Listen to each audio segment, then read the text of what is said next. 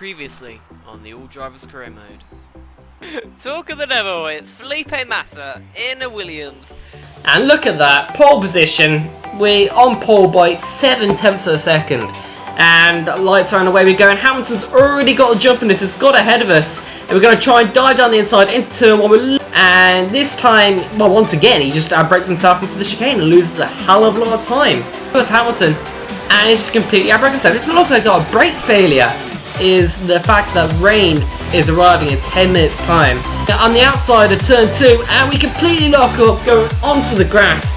But we're going to do an alternative strategy. We're going to stay out on our wet tyres. And that's Rosberg right behind us, is going up the inside of the McLaren and up the inside of me. I have no guys, but we come across the line now. The P2, still a good race nonetheless. I'll take a look at the standings now actually, as it's still in 4th place, but we've now closed. What is going on, guys? Plumson87 here, and I'm here with round 8, the Australian Grand Prix. And kicking things off once again is the driver decision wheel for the round 8 of the All Drivers Career Mode Championship, where we decide which driver we choose for this round. And as you can see, all the drivers used previously are off the wheel. So now we got these drivers to choose from for the remaining races. And if you could tell, actually, from Mercedes to Force India, we've still got a bunch of good cars, so we're still not doing too bad. Those are probably the sort of dodgy ones. Still got both McLaren Hondas, actually, so that'll be kind of interesting. But without further ado, we're going to click spin, see what car we'll be using for the Australian Grand Prix. Maybe want to low down the force, because trying out spin car. So what's it going to be? Oh, it's going to be Ferrari, Sebastian Vettel.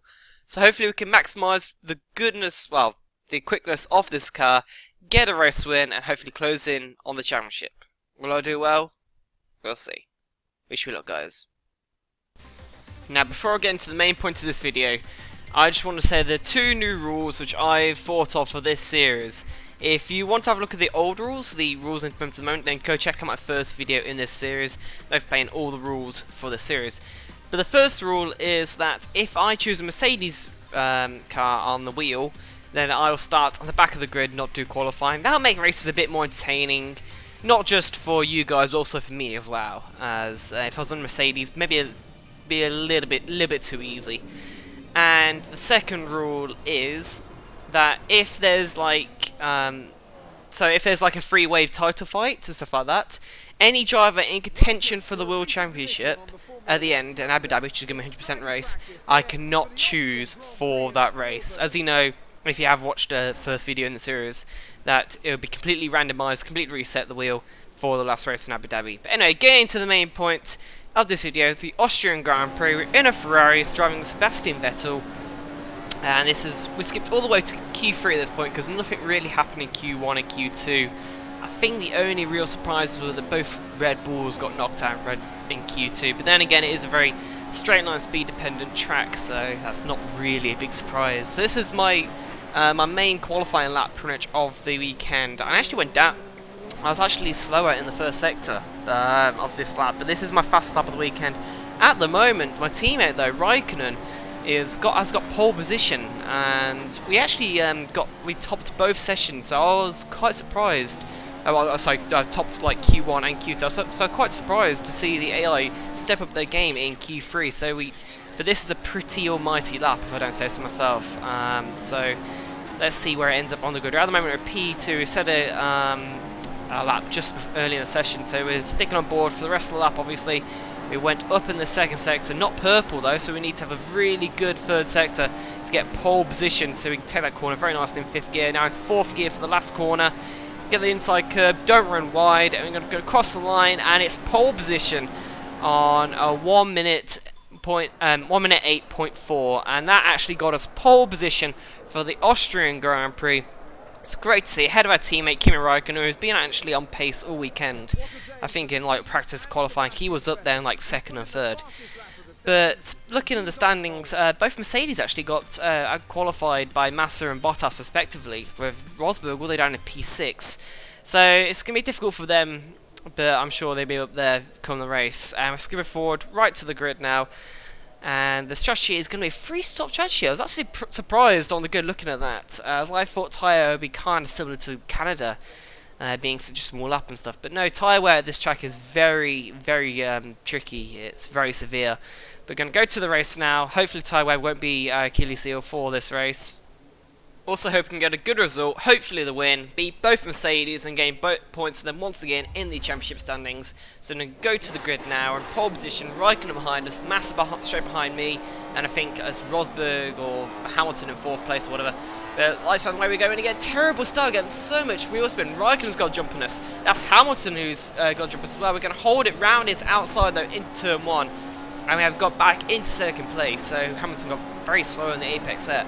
But Raikkonen's just bloody bolted. There's already a second and a half ahead of us, and we haven't reached the end of the 2nd sector yet. It's, well, not a second half, but just over a second. That was an almighty start by Kimi Raikkonen, and he's just already pissed off in the distance pretty much. There's a yellow flag behind us, now green, so something happened there at turn 1, or maybe even turn 2. Or is it 3? Is it turn 3, the corner of the hairpin at the top of the hill? Not quite sure, but there's something happened there. Going to have a replay to see what it was, and that's just Maldonado pretty much, just diving on the inside of turn 1 and smacking into a Sauber. But both of them survived okay. So here we are into lap 2 now. We pretty much kept the same distance behind Raikkonen. Raikkonen was very fast. But there's another yellow flag. Something major is happening behind us. There's Massa now with Hamilton behind us, so something major has happened. We're going to once again have a look at the replay cameras, see what it was. But at the moment it's Ferrari 1-2 out in front, but behind us, it's Massa and Hamilton battling for 3rd position. They're going side by side through the first corner. Massa looks like he's holding it round the outside, but Hamilton has better straight line speed. So going to the hill, but he smacks into Massa, and Massa's just got into the wall. I think Massa must have retired from the race. So I'm going to replay from Hamilton's thing, and he just smacks into him. I think Massa slightly turned in on him, but he could have backed out of it. Hamilton could have backed out of it. Instead, he just spun Massa around. And Massa's out of the race. Bottas got caught up on that as well. Rosberg, I think, is the only one with a front wing still, so he escaped more or less unscathed. There's Bottas' position. He just goes spinning into the wall, caught out by Hamilton. And this is a few seconds later, and it's Hamilton getting back to the pits, and he just collided with a Sauber. And the Sauber's collided with a Manor, so his car's already littering the track. Almighty pile-up, and that's Hamilton without a front wing. So once again, he might not finish in the points. That would be epic if he didn't finish the points and gain points and once again in this round, like Canada when he had that brake failure or whatever. But this is lap 4, just trying to catch up the back of a teammate, making a slight mistake through the 2nd sector. We're trying to accelerate on the curb, and that means we damage our tyres even more. Tyre wear just wasn't working for me this race at all. But this is lap 6. What's this replay camera about? This is 2 Lotuses battling, and we've got a very similar scenario. Both Lotuses are now in the wall. Grosjean ahead of his teammate Maldonado. It looks like Maldonado was in the position of Hamilton before, and he just completely span out his teammates. So Maldonado once again in the walls this race, and this is on board of Verstappen, and he loses the front wing as well. As I think both Red Bulls escaped unscathed through the carnage. And it's Verstappen once again trying to get back to the pits, and he holds on a Manor who loses the front wing. Nearly about half the grid now have lost their front wings and are going back to the grid. I think also Force India got involved as well in that massive crash. So AI pileups are plenty. Start of this race all seem to be on the run up to the hairpin turn 2.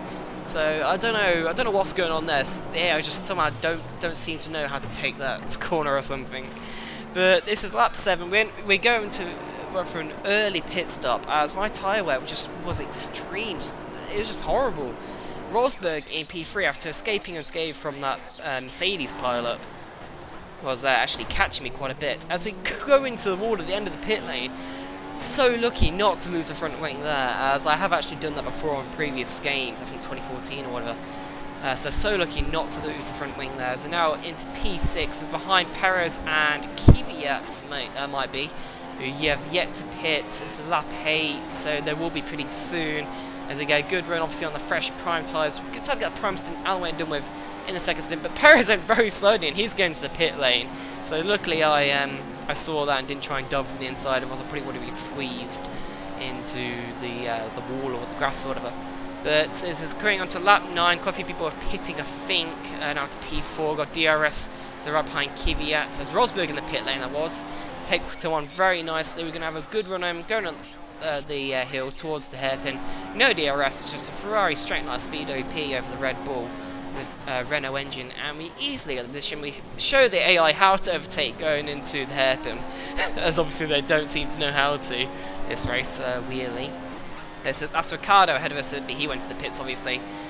So come lap 15, we're in the lead of the race. Rosberg is right behind us, he's caught just on his fresh tyres, he's on option tyres obviously. And he's going to try to up in the inside. No, he's actually going to the pit lane. So he's going to go over for the undercut strategy. And lap 15, we're struggling with tyre once again. Tyre wear is very extreme. So lap 16, we decided to stay out once again, as once again tyre wear was, which made us go completely wide in the last corner. And that's Hülkenberg on fresh tyres. A back marker once again trying to overtake me, and he just goes out wide. So Hülkenberg, please don't take me out. I know you did in Spain, so please don't do it again. But we decided to go for a different strategy at this point, as there's Hülkenberg once again trying to race us to the end of the straight. I noticed during this race that the performance between the old tyres and the new tyres was so severe. Like a Force India could race me on new tyres. It's so severe for this track. I don't know why. I think it's just through the long sweeping corners of this track. But we're going to have a look at the race director now and see the standings of the race. So this is Kimi Räikkönen and Rosberg. They've both made 2 stops, so both on option tyres. So they're going for 4-stop strategy, it must be. So what we're going to do here, guys, we're going to do a 3 stop to complete the rest of the race on prime tyres. Something completely different. And hopefully we'll get us track position and maybe even the win for the Grand Prix if we stay within a certain time of Kimi Räikkönen ahead, and obviously we can beat Rosberg as well, as it looks like it will be a 3-horse race for the lead, as we're miles ahead of the Red Bulls, both on pace and in track position as well. As come lap 19, it's at the fast lap of the race, so we are pushing on these prime tyres, as that's Stevens getting on the way very nicely for us. We're lapping many back markers, and of course Austria is a very short lap, so we'll be meeting quite a few back markers. But at lap 22, that's the that's Räikkönen and Rosberg in for their third stop. So we all have now 1 stop left to do for this race. I think they're on their option tyres once again, but they've still got the primes to run for the final stint. Lap 23, we got DRS with the help of Nasser. I think we lapped there. And lap 26, we've got our teammate Kimi Räikkönen has caught up the back of us right now. As the yellow flag, something happens to happen once again behind, but he's going to go for the inside of turn 1. We decide not to defend, and we're going to get a switchback strategy. But that's Bottas going out of the pit lane. But we're going to have a good run on the back of a teammate going up the hill. But Bottas is right there. We can't move. We were planning to dive over the inside here, but I just didn't know where Bottas was exactly. I didn't want to risk spinning us both out into the wall, as Bottas makes slight contact at the back of Räikkönen. Lucky Räikkönen didn't get punctured, but look at this traction from the sister Ferrari on his option tyres. We just have no match for it, even though we have DRS and stuff. And we lock up going into that right-hand corner. It means Bottas might have a run on us, even though it's a lap down. He should get out of the fucking way, but he's not going to. As he's going to go probably very slowly, probably trying to let us back, but he's just parking the bus on the apex. And Bottas has spun us out. It's not what we wanted. And Bottas was just parking the bus pretty much and just holding us up a real tree. If he doesn't get a penalty from that, I'll be surprised. That's both Mercedes that went through as we spun. Hamilton is a lap down, but right behind his teammates, so they might be battling a bit. They might hold Rosberg up quite a bit. Obviously, at the end of that lap, we're going to go into the pit lane. But Bottas, what were you doing? I mean, we were in a prime position to undercut Räikkönen and be in the contention for the lead of the race. But unfortunately, it doesn't look like that will happen now, as lap 29, both of them two are pitting, and we're going to jump ahead of Rosberg but Räikkönen is a long way up the road. So unfortunately, the battle for the lead is over, I'm afraid to say. But it's going to be an almighty battle for second position for the final moments of this race between me and Rosberg, as they're lapping still yet more cars. As coming up 31, we set another fast lap of the race, but Rosberg is still right behind me. He's relentless in his pursuit. At 32, we both have DRS from another lapped car, but he's still right in the back of us. I think these prime tyres are the ones I used to get through Q1, so they aren't the best feeling, unfortunately. I think I used a set prime tyres in practice and a set in Q1, so these might be those ones I use in Q1, so they're feeling a little bit off already in grip. And at 33, we've got Verstappen ahead of us, a back marker, and he's gonna hold the apex turn 1. Means we have to go the long way around the outside. But does that mean he's gonna hold Rosberg off? And Rosberg just completely dropped off the back of us. Does that mean he's got tangled up behind the Toro Rosso? Gonna have a replay of that as we go around the outside of the Toro Rosso, and I don't know why Verstappen's just weaving across the track. I swear I didn't hire him to hold him up, but he's doing that real treat, so thanks Verstappen. And Hamilton actually got ahead of him. So Hamilton's still trying to battle his teammate, but Rosberg obviously got back ahead of him as the 2 lap cars lane through. But lap 35, Rosberg got held up like at least 3 seconds there, but he's already caught to the back of us, and he's tried to go around the outside of the penultimate corner, but he just outbroke himself pretty much. I don't know why the AI do that sometimes. But lap 36, now the final lap of the race, tyre wear extreme. I've just got nothing in pace. Rosberg has caught right up to the back of me with only pretty much 2 corners. And we go through that right-hander. I don't know, I just didn't like that right-hander at all. But Rosberg got much better traction. He's going to try and hold around the outside, but we have the racing line, so we cut back in front of him. Obviously, didn't try and squeeze him out or anything like that there. But we've only got half a lap to go. Will we stay ahead of the Mercedes and Rosberg? This is essential for the championship fight. Obviously, he's ahead of us, and we'll both be gaining points on Hamilton, so he might actually take the lead of the standings if we let him through, which hopefully won't do. Going through the final 2 corners now, going back to the T-cam. Raikkonen's on the race, so he had relentless pace, so good job from him. It was relentless all weekend. We're going to cross the line for P2, ahead of both Mercedes, actually. Obviously, Hamilton a lap down. And his AR car goes at the inside of both AR cars there, but pretty funny. But on the podium there, Raikkonen and our teammate won the race, so congrats to him. He was just not a match for us today. I don't know why, my pace around Austria just wasn't that good. I think it's just the tyre wear, I just couldn't handle it. I think the setup as well I used just wasn't really friendly for tyre wear. But that was a chaotic Australian what am I saying? Austrian Grand Prix. A lot of AI madness there as well, so we got pretty lucky. Once again, Hamilton being really inconsistent. That's 2 races in a row he has not scored points. So that's going to affect the championship standings massively now. And both me and Rosberg are going to gain points in them. So we're going to look at the championship standings in a second. As we can see there, Bottas just about finishing the points, but Hamilton did not. He finished in 12th position, so that's huge for the championship. As I said before, Alonso finishing the points is a very hectic grid from 4th down, as a lot of unusual suspects in the top 10. Yeah, so that was very entertaining, very crazy race, guys. Hope you enjoyed it. Please smash the like button if you did. Sorry about the lack of uploads lately. I'll have a video up soon explaining why that is.